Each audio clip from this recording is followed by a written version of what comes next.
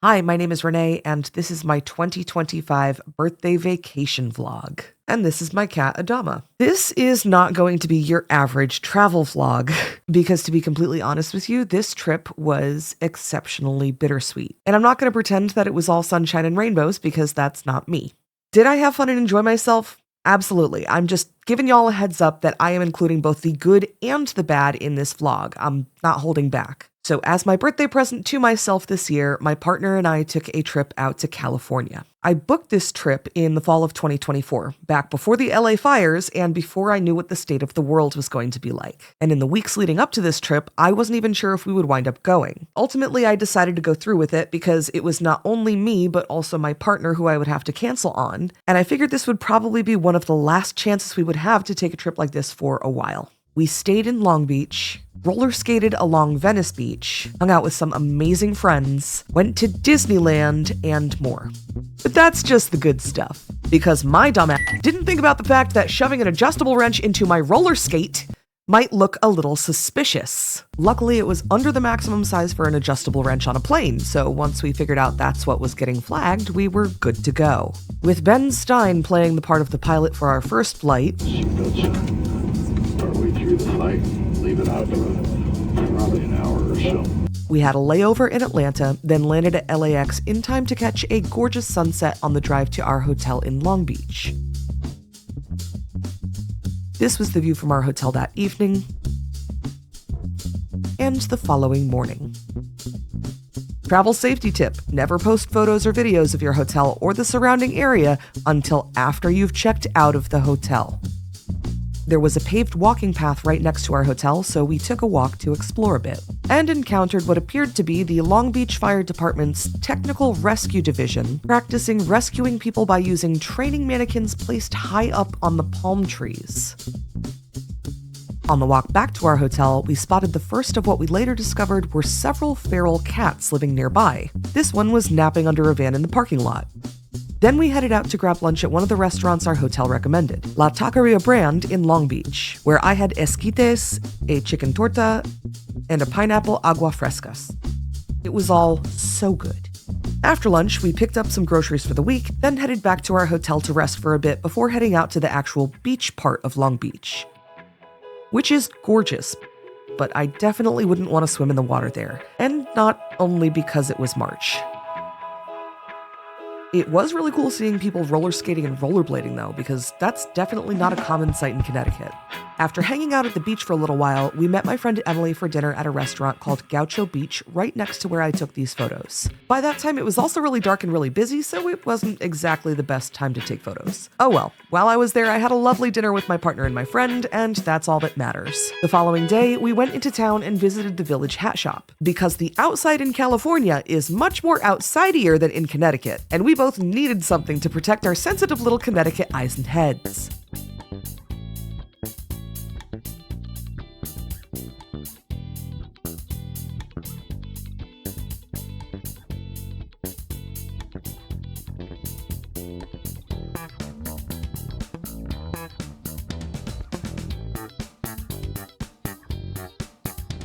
I also found a snail hat, which necessitated me making a video using one of my favorite songs. Disco snails, they're off to San Francisco, where the discos hold this in a second. Then we explored downtown Long Beach a bit more and came across this man casually chilling at the crosswalk while his pet iguana climbed all over his head, because California. Back at our hotel, we discovered that we were staying right next to a boat launch, which might be a little confusing since this looks like a car, but I assure you, this is, in fact, a boat. We watched the boats and jet skis while hanging with one of the cats for a little while,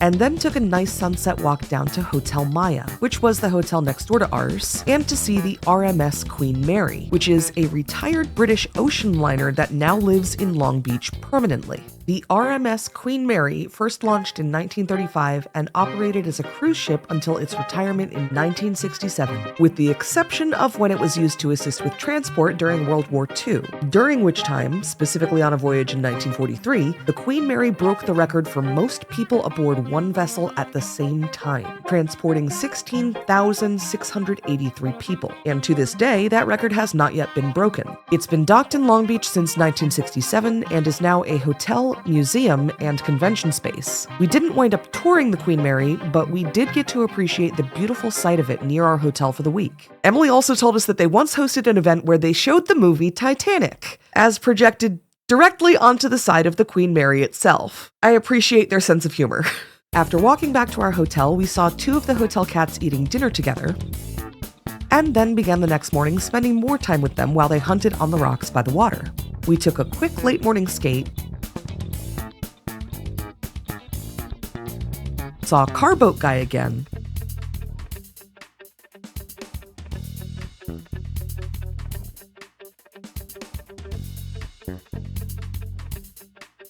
and appreciated some of the local wildlife. And here we see the western grebe.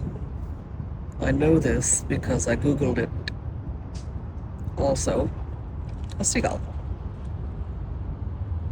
Rude.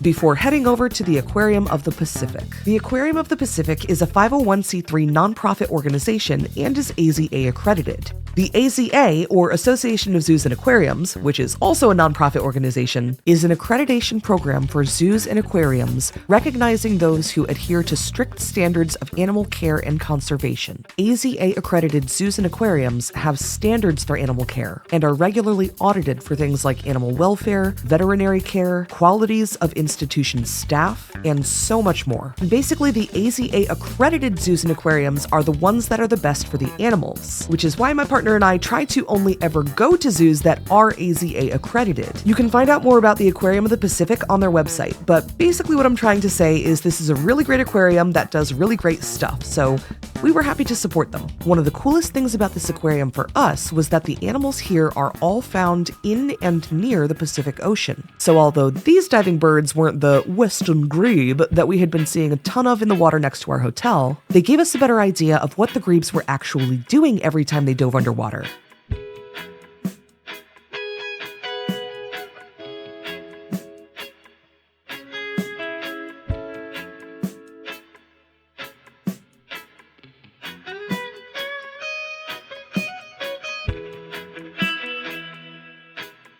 The aquarium also has this really amazing surge channel area that mimics the water movement of the areas these fish would live in the wild.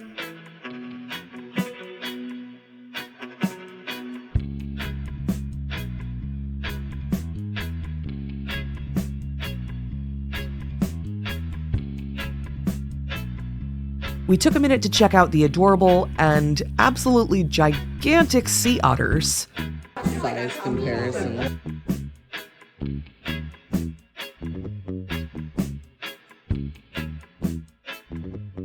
Then checked out some of the coral tanks, which had some of the most vibrant and beautiful fish I have ever seen.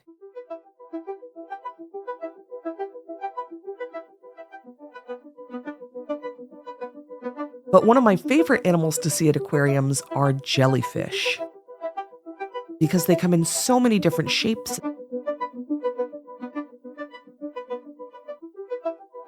and sizes and textures. But at the end of the day, they're all jellies. After the jellies, we checked out some reptiles, beginning with the prehensile-tailed skink, which, yes, has a fully prehensile tail that it can use to climb. But all we saw them do was some aggressive cuddling. That's why we don't share a bed. The Aquarium of the Pacific also has a ton of different frogs, including a frog nursery. So tiny, so cute, so poisonous, no touchy. And in addition to poison dart frogs of various species and colors, they also had some larger frogs and some camouflage frogs too. After visiting the frogs, we walked past a tank that had a couple of scuba divers who were inside this tank cleaning.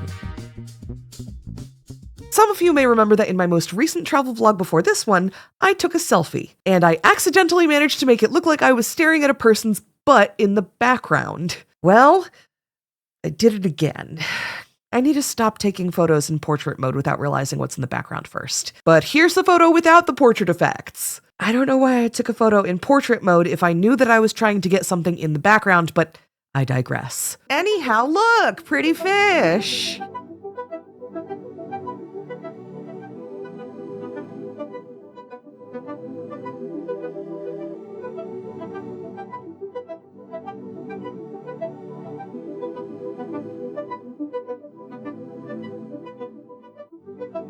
And a few more fantastic amphibians.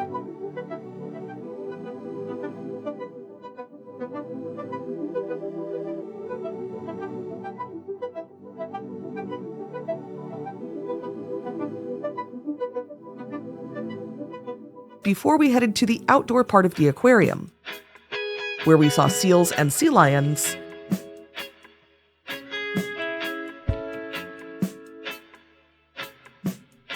and then got to feed the lorikeets. Hi, friend. Yes, there was a lorikeet enclosure at the aquarium. I had actually done this before because I grew up in Tampa, and there are a couple different places in Tampa that have lorikeets where you can feed them. But my partner told me not only was it his first time feeding lorikeets, I've never held a bird before. Now you have. this was his very first time ever holding a bird.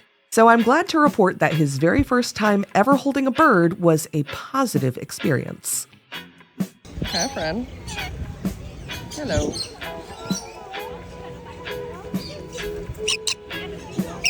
I don't know if that's how that works, friend. But you know what? You guys traded places. It worked. After the aquarium, we headed back to our hotel where the sky was so blue and so clear that I decided to take a Clarity of Cal-themed selfie. If you have no idea what I'm talking about, just know that anytime you have no idea what I'm talking about, it's probably a Wolfpack reference. Then I continued my ongoing nature documentary about the Western grebe. The Western grebe.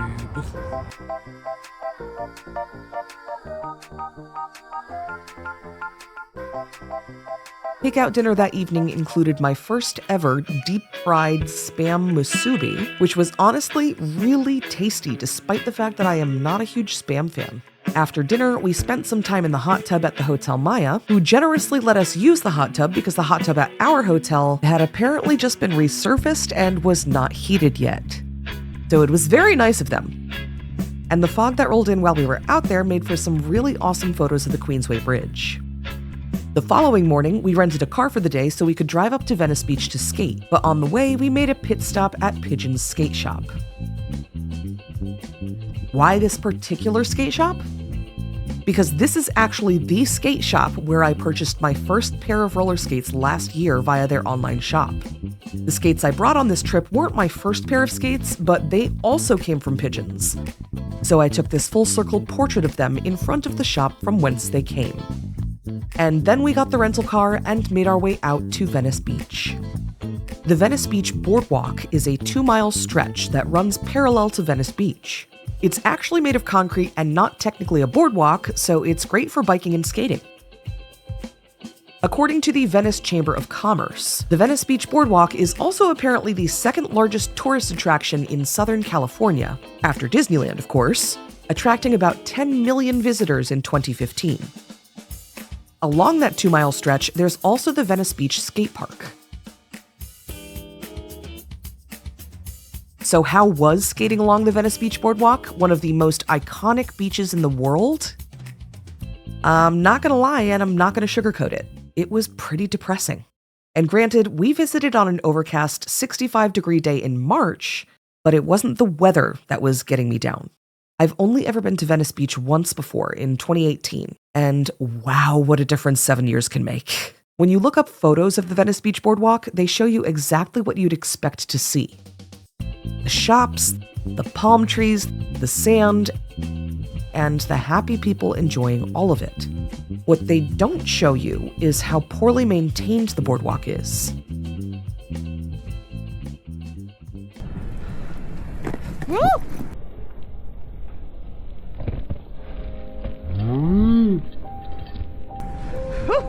the filth.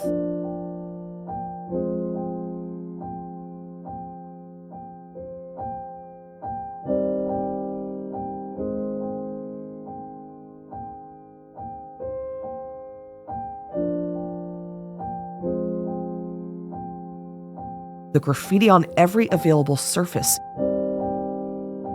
even the trees. The public restrooms that genuinely feel unsafe to use, assuming you can find one that hasn't been shut down and taped off. What they don't show you is just how many people there are struggling to survive. How many people are casually walking around without shoes because they can't afford them, wrapped in blankets and covered in filth because they don't have the privilege of having a place to properly clean themselves. Did I enjoy roller skating on a beach alongside my partner in a place we've never skated before? Sure, but I'm not going to sit here and pretend that the entire experience was some magical climax in a movie plot, because it wasn't.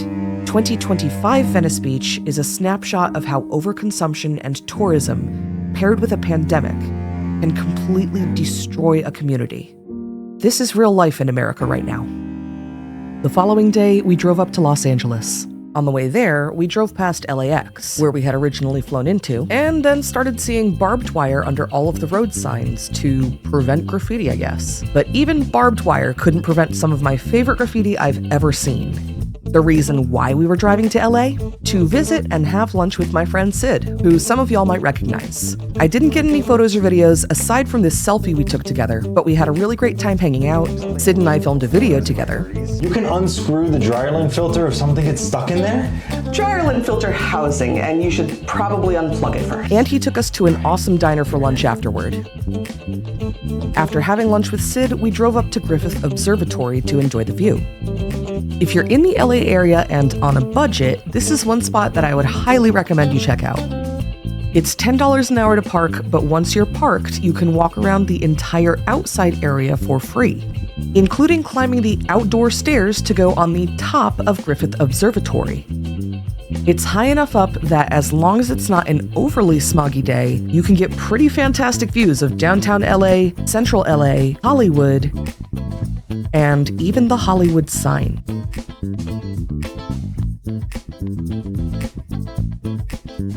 Just maybe don't go hiking there if you're not familiar with the local wildlife.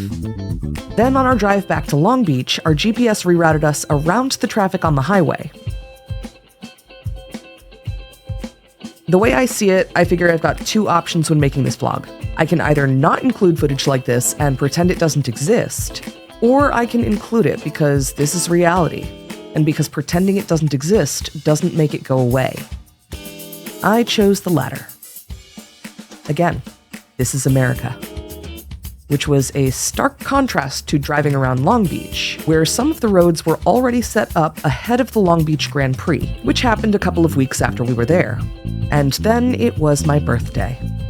I decided that I wanted to spend my birthday at Disneyland with my partner and my friend Emily. Because despite the fact that I'm 36 years old, I enjoy living my life led by whimsy whenever I'm able to. It was also my partner's first time visiting a theme park since he was a small child, so being able to enjoy some of his first experiences going to a theme park with him were some of my absolute favorite moments of the day. My friend Emily and I met at PAX East about a decade ago, but we live on opposite sides of the country, so being able to spend the day with her as well was another birthday bonus. Emily, who lives a drivable distance away from the park, is a Disneyland season pass holder. She's also been a season pass holder for a long time, so she knows how to do Disneyland. I've only been to Disneyland one time before, in 2018, with Emily. Basically what I'm trying to say is that a lot of the cool things you're about to see us do were entirely because Emily is amazing, and she knows how to navigate this theme park better than I know how to navigate the city I've lived in for half a decade. Emily also just so happens to wear smart glasses, and she got a few videos of my partner and I on several of the rides.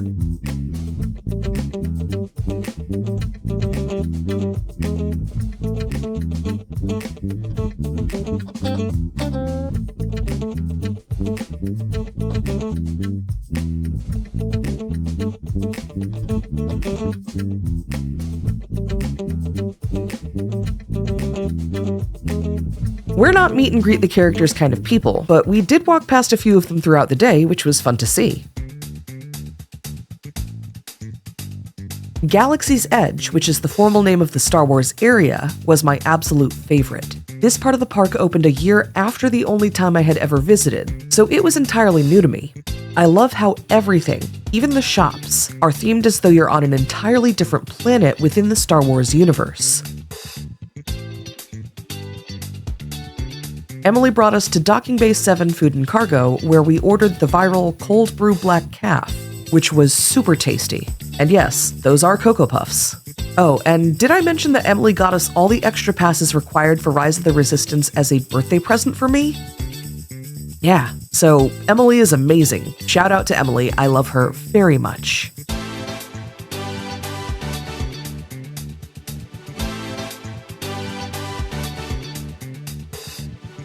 Oh, this part was fun. I got reprimanded by one of the guards, but they were so good at their job that I was intimidated enough to feel like I was actually in trouble. Captured on the anniversary of your birth. So I stopped recording. You chose the wrong side, and now you will pay.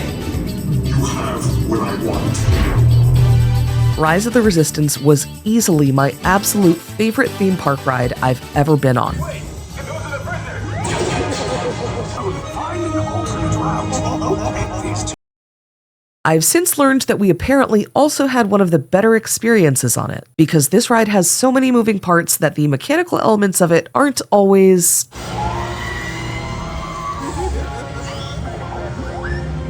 functional.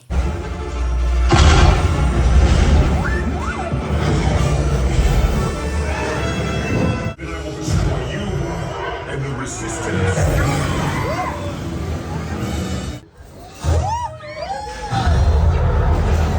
You guys really like cutting it close, don't you? Then, in the queue for Smuggler's Run, I noticed that some of the decor seemed oddly familiar, like these dryer venting tubes. And these control boards that look to be from either a refrigerator or an electric range. Finding appliance-related Easter eggs in relation to Star Wars brought me great joy. Afterward, we got drinks at Oga's Cantina. I don't drink alcohol, but they had some amazing non-alcoholic drinks too, like the Hyperdrive Punch It, which has Powerade, white cranberry juice, black cherry puree, and Sprite. It was delicious. Then we took a ride around the park on the train.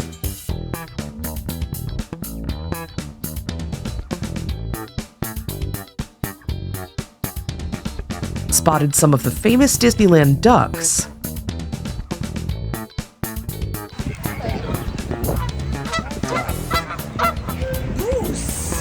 And then, to end the day where we began, we went to dinner at Blue Bayou, which is the restaurant that overlooks part of the Pirates of the Caribbean ride. Unfortunately, I have no photos or videos from the restaurant because very shortly after we sat down to eat dinner, I had an anxiety attack, which made it difficult for me to eat. Still not entirely sure what triggered the anxiety attack, but the restaurant itself was absolutely lovely, and the food was fantastic. I was pretty wiped out from being so anxious at the end of an already active day, so that was the last thing we did. Aside from a little bit of shopping on our way out of the park, where I got my chocolate-dipped churro ears, pictured here while I was sitting in my hotel room at the end of the night. Despite the anxious ending, it was a fantastic day.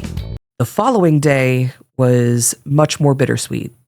This part of the vlog has been the most difficult part for me to talk about, and I honestly wasn't sure if I was going to even include it at first, because I don't want to make this about me, because it's not. But it feels weird and wrong to not include it because it happened.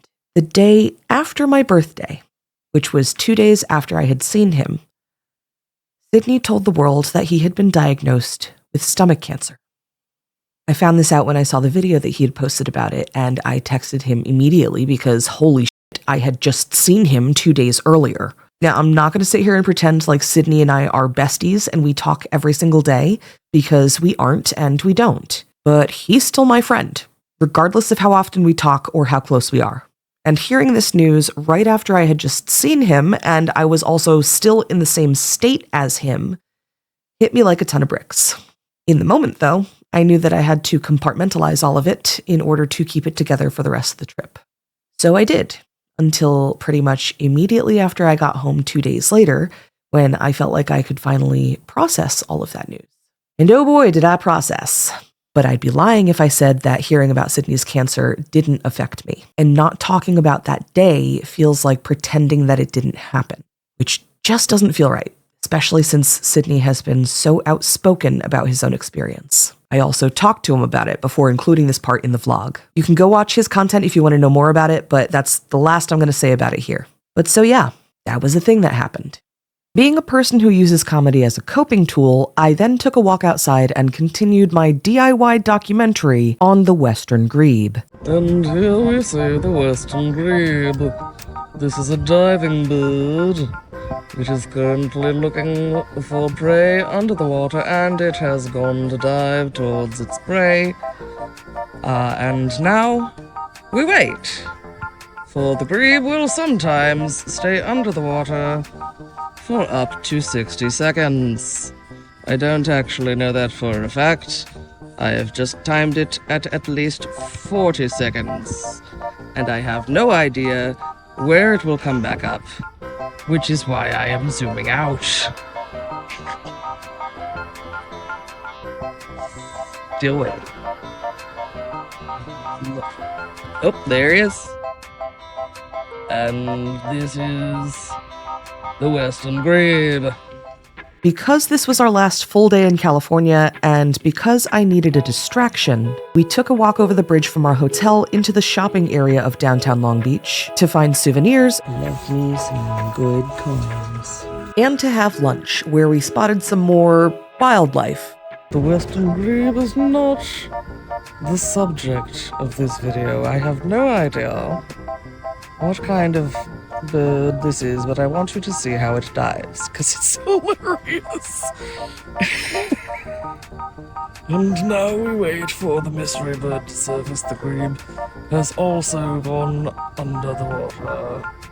We will see who surfaces. Oh, we've got whatever this is. This may be a coot. It is in fact moving. I am just panning with it, but it's very difficult to tell because the water is also moving. Still waiting for the coot to resurface. Come on, coot. Oh, there it is. That evening, we walked over to the Hotel Maya to have end-of-vacation belated birthday dinner at Fuego, the restaurant inside the Hotel Maya. The food there was so good, and the service was genuinely the best we'd received at any of the restaurants we dined at that entire week. And on the walk back to our hotel after dinner, I took the opportunity to film one final chapter in my DIY nature documentary. And here we see the irritated heron, because this guy is fighting him. Goodbye. You scared him away. Heron drama. The following day, we made the long trek back home. But first, coffee. As one of the airport restaurants so elegantly declared in bold black letters outlined in white neon on a floral print wall, followed by an incredibly loud and annoying alarm that continued for about 10 minutes and was apparently all because somebody opened the wrong door.